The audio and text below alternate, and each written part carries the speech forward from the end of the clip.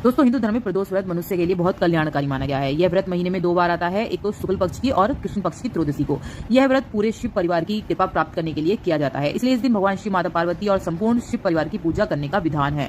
रावण ने जितनी भी संपत्ति अर्जित की थी ना, वो भगवान शिव का ही प्रताप था।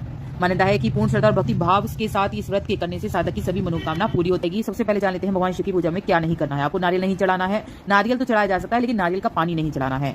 भगवान शिव की पूजा में कभी भी हल्दी सिंदूर का प्रयोग नहीं करना है, पूजा का फल नहीं मिलेगा आपको। तुलसी दल अर्पित नहीं करने हैं भगवान शिव की पूजा में। भगवान शिव की पूजा में केतकी के फूल भी नहीं चढ़ाने हैं और शिवलिंग की परिक्रमा आपको पूरी नहीं करनी है, जलधारी तक आके परिक्रमा पूर्ण हो जाती है। तो इस बात का ध्यान रखें। सात्विक भोजन करना चाहिए, तामसिक भोजन का आपको सेवन नहीं करना है। व्रत के लड़ाई झगड़े से बचना चाहिए इस दिन, और अपशब्द किसी को नहीं बोलने चाहिए। सुबह जल्दी उठना चाहिए, देर तक नहीं सोना चाहिए इस दिन।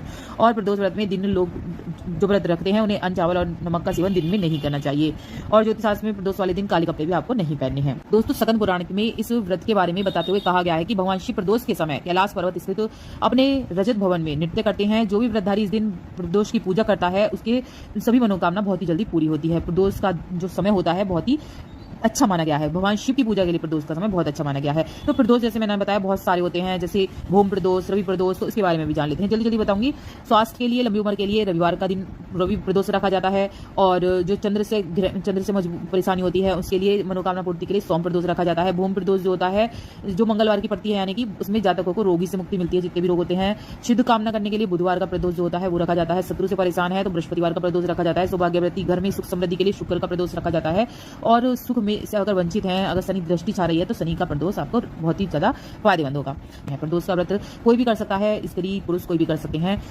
प्रदोष का व्रत रखने वाले लोग अन्न ग्रहण ना करें। पूरे दिन उपवास रखने के बाद सूर्यास्त में कुछ देर पहले स्नान कर सफेद रंग का वस्त्र धारण करें। मंदिर में स्वच्छ जल, गंगा जल का छिड़काव करें। फिर गंगा गाय की गोबर से मंडप बनाएं, जिस पर पांच अलग रंगों की मतलब रंगोली बनानी है। जब ये सब काम हो जाए तो उत्तर पूर्व दिशा में मुंह करके कुशा के आसन पर आपको बैठना है, या आपके जैसा भी आसन हो, आसन पर ही बैठना है, जमीन पर नहीं बैठना। भगवान शिव के मंत्र ओम नमः शिवाय का जाप करते हुए जल चढ़ाना है और जाप करने हैं। 11 या 26 आप प्रदोष व्रत रख सकते हैं मनोकामना सिद्धि के लिए। प्रदोष व्रत में बहुत ही ज्यादा प्रदोष के समय ही आपको पूजा पाठ करनी है। जैसे कि प्रदोष का समय बता देती हूँ। प्रदोष का समय दोस्तों होता है 5:30-6 बजे से शुरू हो जाता है। जैसे कि अब गर्मियों में तो दिन देर से छिपता है तो 6:30 से आपका स्टार्ट हो जाता है। जब जाड़ों में जल्दी छिप जाता है तो 5:30 से आप कर सकते हैं। 8 बजे तक का जो टाइम होता है वो प्रदोष का समय होता है। 8 बजे तक आप अपनी पूजा मंदिर में जाकर कर सकते हैं, या अपने घर में शिवलिंग बनाकर, पार्थिव शिवलिंग बनाकर भी इसकी अगर विशेष पूजा करते हैं तो सभी मनोकामना पूरी होती है। धन समृद्धि से परेशान है तो आप जो वो होता है गन्ने के रस, उससे भोलेनाथ का अभिषेक करके देखिए, आपकी सभी मनोकामना पूरी होंगी। जैसे जैसे मैंने सभी बताया, सारी वीडियो मेरे चैनल पे आ गई हैं।